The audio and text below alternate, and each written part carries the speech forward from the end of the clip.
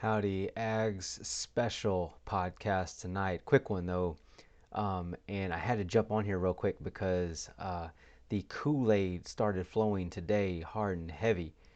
I think you probably already picked up on it, but I wanted to make sure I got the news out to you and at least gave you a reaction on the situation because David Hicks committed today. This has been a back and forth between A&M and OU, and the Sooners looked like they were going to get this one. It was even trending, I think, today. Hicks to the Sooners, and then out of nowhere, I say nowhere because when you're trending like that, you kind of get surprised like that. When you got that kind of thing going, and then it flips on you, it's a surprise. So uh, it's a flip, but not a flip. So it's his first commitment, and he's coming over to the maroon and white. So the Maroon Koolaid is steady flowing today. And I want to give you a couple things about what this means. Um, it's maybe we've been talking about it a lot. If you watch some of the commitment videos I've done, we've talked about it quite a bit, and I am not going to lay off on it. The first thing is really just for you to understand this. So take a look at this. This is Terry Price and him back in the 8th grade. Relationships, folks. Relationships when recruiting, not NIL. Not NIL. Take a look at it. Look at the progression. Him with more coaches. Oh, there's Elijah Robinson.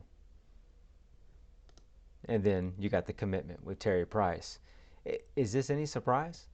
Really, is it? I don't think so. Not if you believe that relationships are what drive recruiting.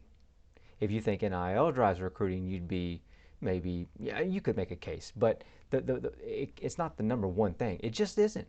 It's not. Um, but let's talk more about that. Go ahead and watch some of his commitment video. I'm sorry, his highlight reel, because this guy is just a huge defensive end. He's like 270. He's number 9 in the nation. He's a 5-star recruit. He's rated .99. He's the number 1 defensive lineman in this class, and we are taking like the number 1 guy almost every position, it seems like, in Texas right now. And another thing that this means is that our NIL is strong. And I'm not saying NIL wins, but here's the thing. People were saying that there are players out there that are striking up these NIL deals and they're not getting their money, right? And there was a lot of speculation that this was A&M. That was definitely floated out there because there's been a lot floated out there about A&M. We bought the class and this and that, and now we're not following through. That's been out there. Well, this guy, he can contact Walter Nolan any day, Shamar Stewart any day. He can get a hold of those guys. So he knows what's up. They could have told him if that was the case. And if they did tell him the case, you really think he would have committed to us through NIL for NIL? I don't think so. If he found all that out, then he would have committed to us only on relationship, strictly on relationship. Or our NIL is not broken either. And we are doing that the right way.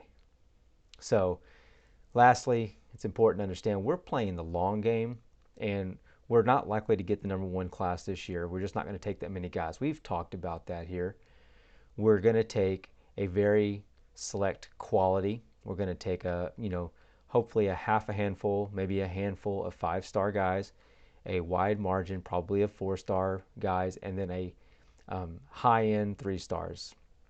And I think probably next video we're going to go through, we're going to go around and we have to recap all these guys because this class is really shaping up strong.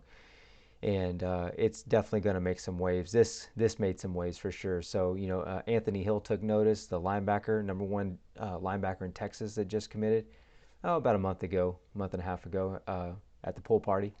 So, big deal. And we're rolling, guys. We're rolling. So, a lot of Kool-Aid right now. Drink it up and enjoy. We'll talk to you on the next round.